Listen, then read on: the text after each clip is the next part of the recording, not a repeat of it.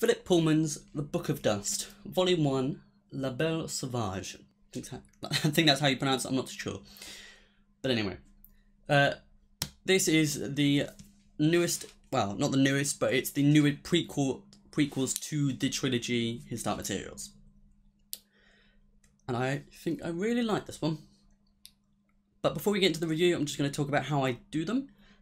I will give a general overview of the book, and then I will take 5 chapters, break them down to be what I liked, what I didn't like, and then I will give a final overview, analysis, and that's more spoiler heavy, that last part.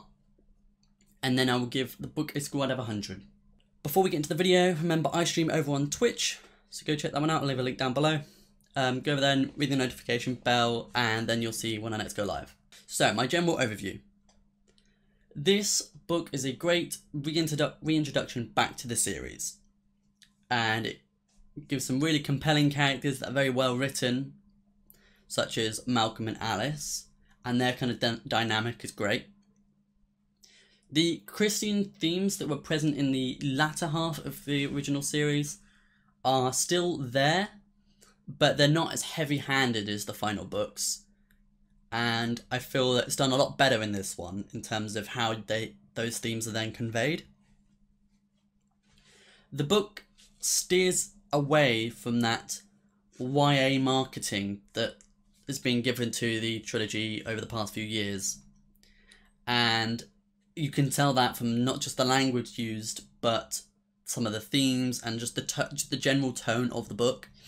So I'm happy to see that that's done, and it definitely is trying to appeal to the more adult audience, seeing as the original trilogy did come out, I don't know how long ago, like 22, 23 years ago. So it's done a great job of bringing that back, but focusing on the more adult stuff, especially with those new themes that are being added. I like how the world itself in this is brought back, and it's more realised, and it talks about the original world from the Northern Lights, which I felt was the most well developed. I guess it's the one you spend the most time in, so it's gonna be, but it just leans back into that more fantasy-esque stuff. But this this book is more grounded in its story, and it's not all about like, well, Dust is present, it is called the Book of Dust, but it's more about the journey from Lyra's, basically it's Malcolm helping Lyra get from this nunnery to Jordan College. So if we take 5 chapters, I'm going to start with the first one, which is not the first one, the book is actually quite a bit into the book. We're going to avoid the first few chapters because I've already talked about the characters of Malcolm and Alice, and that's where they're basically introduced. And I'm going to talk about the chapter called The League of St. Alexander. This is basically, this woman comes to school and tries to promote this thing called the League of St. Alexander.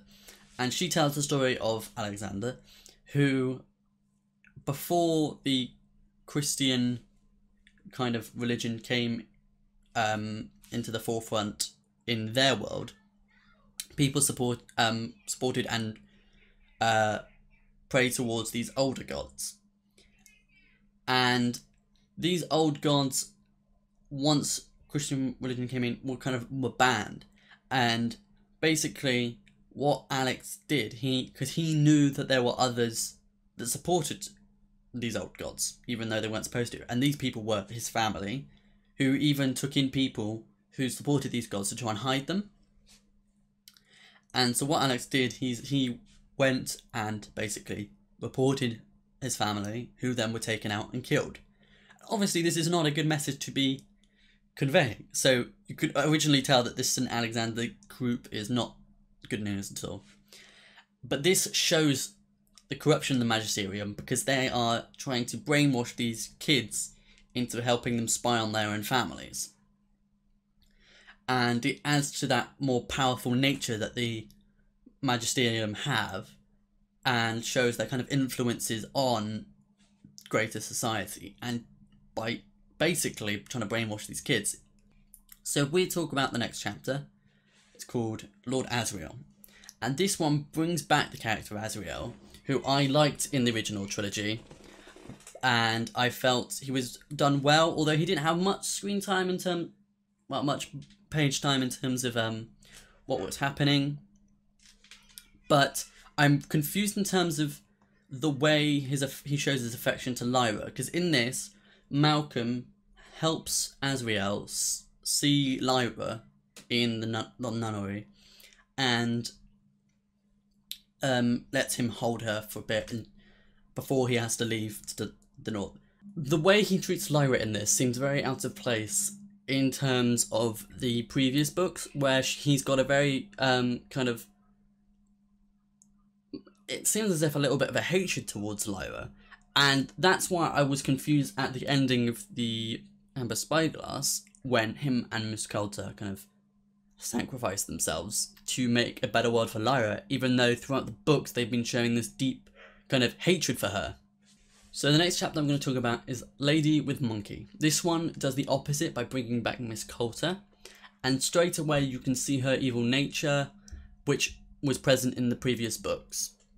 And one of the things I like here is Malcolm's decision to kind of confront her, because he's aware that she might know something about Bonneville, the character that's been in the books. But if you read the book, you'll understand who he is.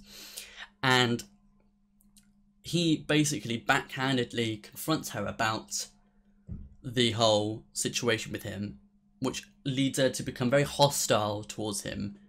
Obviously not attacking him, because it's the character of Miss Coulter. What she'll do is she'll become like against you.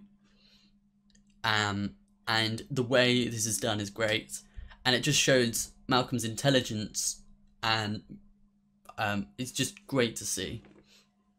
If we look at the next chapter, this is the Sisters of Holy Obedience. This is a great scene. I like this one. Basically, Lyra's been kidnapped by these people and she's being held at a nursery. And Malcolm, what he does, he goes through the kind of, not the sewers, but it's the waterway into the kitchen. And from there, he poses as a child from the nursery and manages to get to Lyra and to rescue Lyra. And this not only just shows his kind of love for Lyra and his like dedication to fulfill what he's promised, but his kind of capability as a character in terms of how he can get into this nursery and succeed. And I just really like the way this chapter's done. It kept me on edge, and I thoroughly enjoyed this chapter, and it's one of my favourites. If we look at the next chapter, we're kind of brushing through these because I don't want this to be a too long review. But if we look at the next chapter, it's called the Mausoleum. And this is the final fight with Bonneville, and their final kind of confrontation. Previously, when they'd had their first kind of fight-esque thing, I think it was in the chapter called Lord Murderer. But they ended up thinking they'd killed him. And that kind of plagued Malcolm's kind of conscience in terms of the fact that he'd killed someone, especially as he threatened them. And they were more like, oh, he was going to hurt them, but he hadn't done too much at that point. So Malcolm was kind of unjustified in what he thought he was doing. And then when this final scene happens, he takes Alice and is hurting her. And so when Malcolm turns up, he ends up beating the guy with the oar of the canoe and ends up killing him, which, although the emotions here change from him being like doubting himself to then being in some sort of like shock for the rest of the book, because it's this chapter and then the next chapter, so it's not a long time, and there's not as much questioning over whether it was the right thing to do. It's more the fact that he had proved that he could hurt them and was hurting Alice, and so he stepped in. Obviously, I'm not condoning the fact that he killed someone, but what I'm saying is the character themselves felt it was more justified because of what was happening.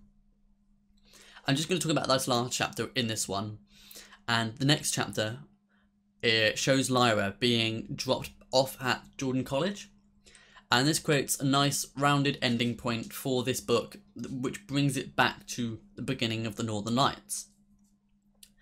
And I really like how this is done, and how things come into place. For example, the alethiometer that's with Lyra, that gets dropped off with him, when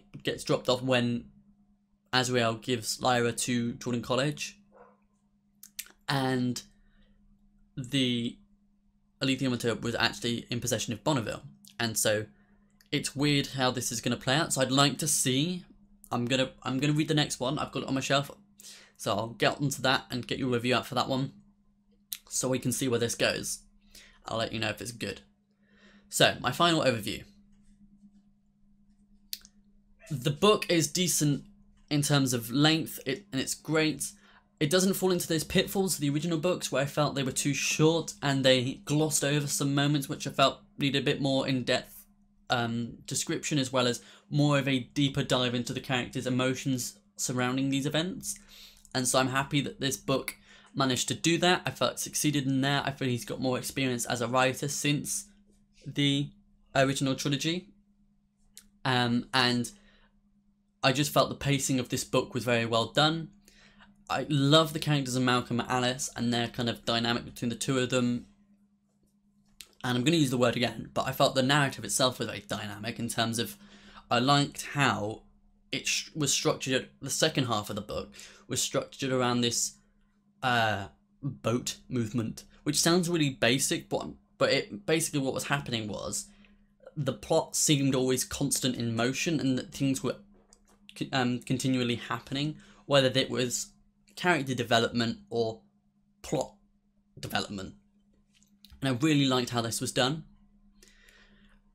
I felt at the end of the book it started to become a little bit far-fetched. I know it's a fantasy series, but it more the fact that, for example, there was the Witch Queen, and also the like god of the sea, or it was like the god of the Thames or something, and that just felt a bit off. And because it kind of, all it was to provide them a way to escape this boat of CCD people that were trying to capture them, and basically they just got let into this house, and I was confused. And I felt it was a bit weird, as well as the like fairy woman that was also introduced with this weird island, and I felt that kind of brought it away from the more grounded style that was working for it, and I really like the more grounded style, and so when this was introduced it threw me off a bit. But other than that, it was a really great book, so I'm going to give this book a score of 80 out of 100. Don't forget, I stream over on Twitch, so go check that one out. I'll leave a link for that down in the description below. If you'd like to speak to me or any others about the books or the channel itself or anything else, I've got a Discord channel, so I'll leave that down there as well. And if you've got any comments on the video, or anything you want me to do, any books you want me to read, leave them in the comment section down below. Below me should be a subscribe link, or the channel link to go subscribe and to see more of my content. And to this side should be a video from the YouTube algorithm telling you another video you should watch. So thank you guys for watching this video. Hope you enjoyed. I'll see you guys in the next one. Goodbye.